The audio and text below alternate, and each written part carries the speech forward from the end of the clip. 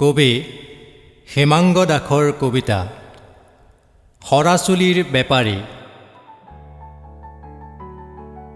নাৰীৰ সৰাচুলিৰ বেপাৰখন পুৰণি নাছিল গাঁৱত।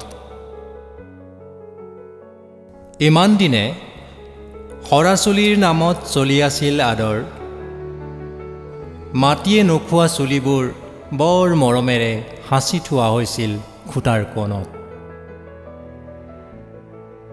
ইমান দিনে ফণিত লাগি অহা চুলিবোৰ থুৱাইহে সাৰি পেলোৱা হৈছিল জাবৰৰ দমত, যখিনিয়ে নধৰক বুলি। ভয়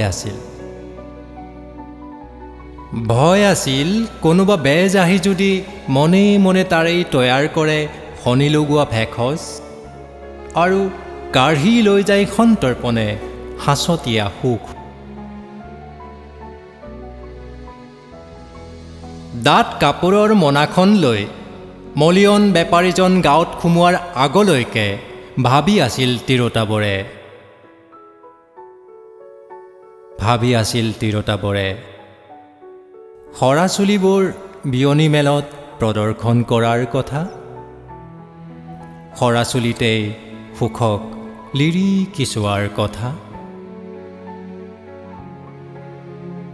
কোন সময়ে জানো বুজাই থৈ গ'ল গাঁওখনক, আচলতে চুলিবোৰক কৰা হৈছে অনাদৰ। এতিয়া বুজি বুজি বিলাই দিলে বুজনি। তেওঁ নহালৈকে কুণ্ডলি পকাই সাঁচি থয় চুলিবোৰ সাফৰ মাৰি বতাহৰ চকুৰ পৰা নিলগত। নিকা চৌহদ এটাৰ বাবে উদ্বাউল হৈ এতিয়া নাৰীবোৰে ডিঙি মেলি চাই বাটলৈ, নহৰা চুলিবোৰ আঁতি পুতি বান্ধি থবলৈ, কিলিপ দুটাৰ বিনিময়ত নিবলৈ। কেতিয়ানো